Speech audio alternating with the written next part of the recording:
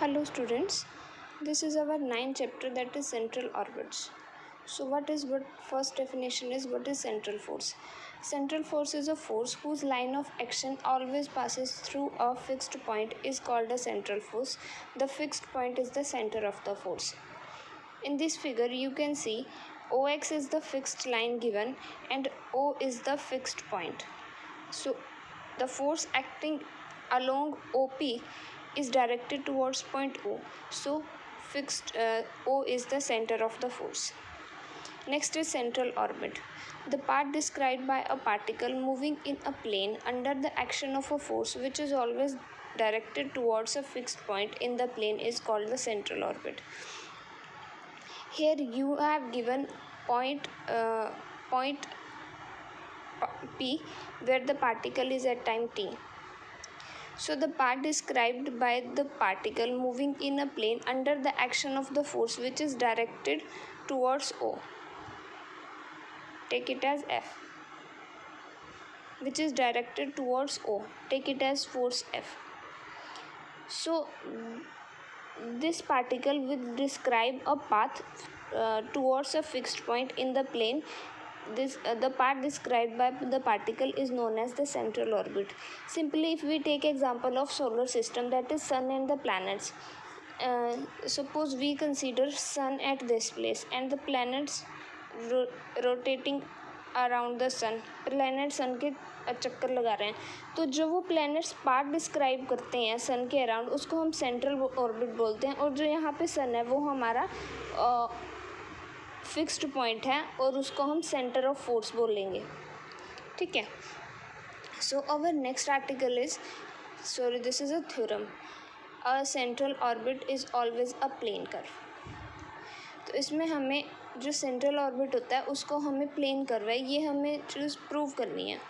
सो सबसे पहले हम क्या लेंगे, ओ हमने सेंट्रल फोर्स का सेंटर ले लिया हमने. ठीक है. इसको हम ओरिजिन लेंगे वेक्टर का. ओ एक्स हमने क्या ले लिया, इनिशियल लाइन ले ली. Fixed straight line through O, या हम इसे इनिशियल लाइन भी बोल सकते हैं. ठीक है. पी पोजीशन है पार्टिकल की किसी भी टाइम टी पे जो सेंट्रल ऑर्बिट में मूव कर रहा है. और ओ पी वेक्टर का हमने पोजीशन वेक्टर आर वेक्टर ले लिया. सिंस द पार्टिकल मूव करेगा under the action of a central force with center at O, therefore only जो फोर्स एक्ट करेगी वो ओ पी या पी ओ के लाइन के अलोंग एक्ट करेगी. यहाँ पे दूसरी कोई फोर्स नहीं है, सिर्फ सेंटर वाली फोर्स को छोड़ के, जो या तो इस डायरेक्शन में लगेगी या फिर इस डायरेक्शन में लगेगी. ठीक है. तो अब जो फोर्स होता है, फोर्स हमारा क्या होता है, मास टाइम्स एक्सेलरेशन होता है. ठीक है. मास क्या होता है हमारा, कांस्टेंट होता है. तो फोर्स डायरेक्टली प्रोपोर्शनल हो गया एक्सेलरेशन के. ठीक है. तो यहाँ पे इसमें क्या बताया हो गया, तो जो एक्सेलरेशन वेक्टर है वो ओ पी वेक्टर के पैरेलल हो गया. फोर्स डायरेक्टली प्रोपोर्शनल हो गया एक्सेलरेशन के. और फोर्स कहाँ पे लग रही है इसमें, या तो ओ पी के अलोंग या पी ओ के अलोंग. फॉर कन्वीनियंस हमने ओ पी वेक्टर के अलोंग अज्यूम कर लिया कि फोर्स की डायरेक्शन हमारी ये वाली है. ठीक है जी. तो फोर्स डायरेक्टली प्रोपोर्शनल हो गया एक्सेलरेशन के. अब ये रेडियस वेक्टर हमारा आर वेक्टर है या डिस्प्लेसमेंट वेक्टर हमारा आर वेक्टर है. तो फोर्स क्या होता है, एक्सेलरेशन क्या होता है, double derivative of r vector with respect to time t. Since this vector is parallel to O P vector so their cross product is zero vector. ठीक है. Substituting the value of OP vector as R vector, we get d2r vector upon dt square cross R vectors is equals to a zero vector.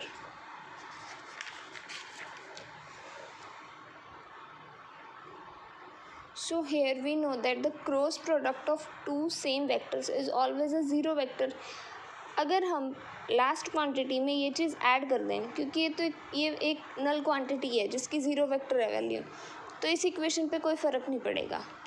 और अगर हम d by D t of d r vector by D t cross r vector को solve करें तो हमें यही equation मिलती है. तो हम इस इक्वेशन को कंप्रेस करके इस इक्वेशन में कन्वर्ट कर सकते हैं. सिंपली यहाँ से क्या होगा हमारे पास, हम इस इक्वेशन को that is equation number A को हम क्या कर देते हैं, इंटीग्रेट कर देते हैं with respect to time t. So this equation number A after integration gives us a constant vector that is H vector. right? And another we have given scalar triple product of r vector dr vector by dt and r vector. Now in scalar triple product we have r vector and r vector. Out of 3 vector 2 vector are same, so scalar triple product must be 0, right? Now opening the scalar triple product in dot and cross product, we have r vector dot dr vector over dt cross r vector is equals to 0. Now what is dr vector over dt cross r vector? This is h vector. So r vector dot h vector is 0. So what we here conclude is r vector is perpendicular to constant vector h vector, right? So what we have concluded, the radius vector OP vector is always perpendicular to a fixed direction. What is fixed direction? And hence line is a plane. Fixed direction is our OX, right? And hence line is a plane, hence the central orbit is a plane curve. So this we have proved. Now next article is differential equation of a central orbit. We will find out differential equation in 2 forms, first in polar form and then in pedal form. So let us see differential equation of central orbit in polar form. सबसे पहले हमें क्या given है, ओ हमें origin given है, ओ x हमारी क्या है, इनिशियल लाइन है, किसी भी टाइम टी पे पोजीशन ऑफ पार्टिकल है पॉइंट पी पे जिसके कोऑर्डिनेट्स हैं आर थीटा, ठीक है। उसके बाद हमने जो ये पार्टिकल लिया, अब इसका कुछ ना कुछ तो मास होगा, हमने इसका मास m ले लिया, f इस पे हमारा जो सेंट्रल फोर्स है वो लग रहा है per unit mass acting on it towards जो सेंटर ऑफ फोर्स है वहाँ पे वो एक्ट कर रही है जो कि O है हमारा, ठीक है। सिंस जो एक्सेलरेशन है पार्टिकल की is always directed towards the pole O, जो एक्सेलरेशन है वो क्या होगी, O के अलोंग होगी हमेशा। अब ये एक्सेलरेशन हमारी रेडियस के अलोंग है क्योंकि OP हमारा रेडियस वेक्टर है। अगर ये एक्सेलरेशन रेडियस के अलोंग है सिर्फ, तो ये हमारी रेडियल एक्सेलरेशन बन गई, मतलब कि एक्सेलरेशन सिर्फ रेडियस के अलोंग है तो सिर्फ रेडियल एक्सेलरेशन यहाँ पे प्रेजेंट है, ठीक है। तो यहाँ पे हमारे ट्रांसवर्स एक्सेलरेशन नहीं है। तो हम अब क्या करेंगे, हम इक्वेशन ऑफ मोशन लिखेंगे अलोंग रेडियल डायरेक्शन। वो क्या होता है, ma is our acceleration and this is what our radial acceleration, this is the definition of our or expression for radial acceleration, which is equals to minus a. Now why minus sign is there, because force is directed to opposite to r vector. R vector is going from O to P and force is directed from P to O. So F is opposite from r, that is F is towards decreasing r, so here the sign is negative. Next is simply what we have done, we have cancelled m from both the sides. Now in transverse direction, what is equation of motion? Equation of motion is also m times acceleration. Now this is our acceleration in transverse direction and our acceleration through diagram is 0 in transverse direction. So we get d by dt of r square d2 theta by dt square is equals to 0. Now integrating is this equation, that is equation number A.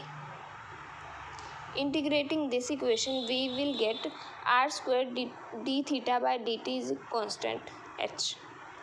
Now first let us take r is equals to 1 by u. Simply इस article में हमें करना क्या है कि r को हम 1 by u suppose करेंगे और हमें डिफरेंशियल इक्वेशन फाइंड आउट करनी है। डिफरेंशियल इक्वेशन फाइंड आउट करने के लिए मुझे d2r by dt स्क्वायर की वैल्यू चाहिए, ठीक है, d2r by dt स्क्वायर की वैल्यू चाहिए और यहाँ से d थीटा बाई dt, तो मुझे थीटा की टर्म्स चाहिए, ये dt नहीं चाहिए। सिंपली मैं यहाँ r मैंने क्यों लिया, ताकि मेरा r और u में रिलेशन फाइंड आउट हो जाए। तो फर्स्ट हम क्या करते हैं, डिफ्रेंशिएट करते हैं r को विद रिस्पेक्ट टू t, हमें इक्वेशन मिलेगी -1 by u square into D you by D t is equals to, अब डी थीटा से हम इसको मल्टीप्लाई और इसको डिवाइड कराएंगे। जब हमने डी थीटा से डिनोमिनेटर में था जो डी थीटा, वो D you by D theta ले लेंगे, और जो न्यूमिनेटर में डी थीटा था उसके नीचे हम डी टी को डाल देंगे। ठीक है, अब यहाँ से हमें D theta by D T की वैल्यू पता है जो कि एच बाई आर स्क्वायर है। ठीक है, तो यहाँ से हमने D theta by D T की value H by R square डाल दी, तो हमारे पास जो D R by D T था वो हमारे पास minus H into D you by D theta हो गया। Again differentiating this with respect to time t, because we have to find out the value of d2r by dt square.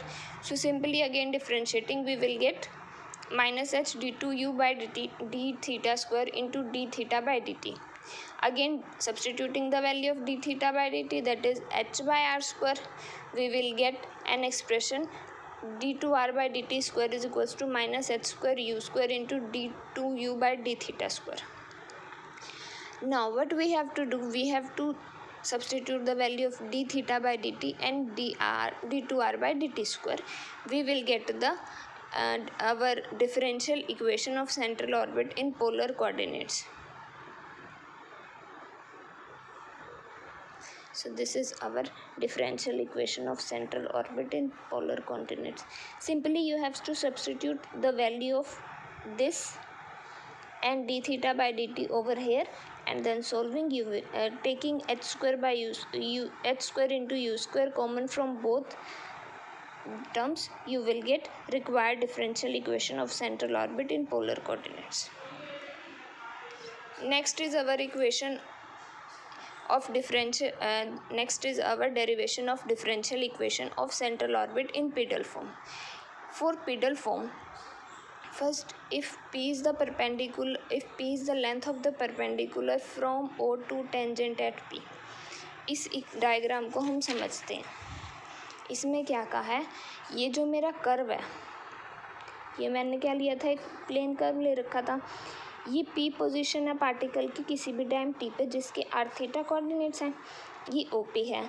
अब ये क्या कहता है कि जो O से परपेंडिकुलर ड्रॉ हुआ है p के टेंजेंट पे, उसकी लेंथ स्मॉल p है। p का टेंजेंट क्या हो गया, AP, और O से परपेंडिकुलर A पे ड्रॉ हुआ है, उसकी जो लेंथ है वो p है। तो इसमें हमारा जो इक्वेशन ऑफ मोशन है वो क्या बनेगा, 1/p² is equals to 1/r² plus 1/r की पावर 4 इंटू dr/d थीटा का होल स्क्वायर। अब हम क्या करते हैं, इसमें हमने u को 1/r लेट करना है, फिर से वही थीटा के विद रिस्पेक्ट टू डिफ्रेंशिएट करना है, क्योंकि इस इक्वेशन में हमें d2r/d थीटा की स्क्वायर की वैल्यू सब्स्टिट्यूट करनी है। थीटा के विद रिस्पेक्ट टू डिफ्रेंशिएट किया। अब यहाँ से हमने dr/d थीटा की वैल्यू वो हमने पिछली इक्वेशन में सब्स्टिट्यूट कर दी। ठीक है, जो ये आ गई। अब फिर से इसको 7 को थीटा के विद रिस्पेक्ट टू डिफ्रेंशिएट किया। जब थीटा के विद रिस्पेक्ट टू डिफ्रेंशिएट किया तो ये क्या बन गया, -2/p³ into dp/d theta plus 2u into du/d theta plus 2du/d theta into d2u/d theta square. du/d theta common निकाल लिया, इस टर्म से भी और इस टर्म से भी, हमारे पास ये वाली एक्सप्रेशन हो गई। अब du/d थीटा की वैल्यू मुझे पता है, जो कि ये है, ये हमने यहाँ पे पुट कर दी। तो जो हमारा रिक्वायर्ड एक्सप्रेशन था वो क्या आ गया, -1/p³ इंटू dp/d थीटा। और ये जो हमारी इसकी वैल्यू ये कैसे आई, इसकी वैल्यू ये हमारी जो हमने लास्ट इक्वेशन फाइंड आउट करी थी, differential equation in polar form central orbit की, उससे ये वैल्यू हमारी आई है। ठीक है जी, तो अब हम यहाँ पे पहुँच गए। इसके बाद हमने कुछ नहीं किया, सिंपली u² किसके इक्वल था, u किसके इक्वल था, 1/r के इक्वल था। u मेरा 1/r के इक्वल है, तो u² किसके इक्वल होगा, 1/r² के इक्वल हो गया। ठीक है, तो यहाँ 1/r² पुट कर दिया, ये r² से r² कट जाएगा, ये माइनस से यहाँ से ये माइनस कट गया, और मेरे पास ये वाली इक्वेशन आ गई। फिर इसकी जो साइड चेंज करने के बाद हमारे पास क्या बचा, h²/p³ into dp/dr is equals to f, which is the required differential equation of central orbit in pedal form। I hope आपको ये 2 आर्टिकल्स अच्छे से समझ में आए हों। Our next article is areal velocity. Now what is areal velocity? Areal velocity simply हम किसको कहते हैं कि जो rate of change of sectorial area को कहते हैं। Rate of change of sectorial area के रेट ऑफ चेंज को बोलते हैं। इसमें क्या होता है, जब एक पार्टिकल मूव करेगा एक प्लेन कर्व के along, the rate of change of sectorial area traced out by the radius factor joining the particle to a fixed point is called areal velocity. ये जो पार्टिकल है ये पाथ को trace करता है। पी जो position होती है पार्टिकल की किसी भी टाइम टी पे होती है, क्यू पोजीशन कब होती है टी प्लस डेल्टा टी पे होती है। अब जो इस सेक्टर का रेट ऑफ चेंज होगा वो हमारी एरियल वेलोसिटी होगी। ठीक है, इस आर्टिकल में हम क्या फाइंड आउट करेंगे?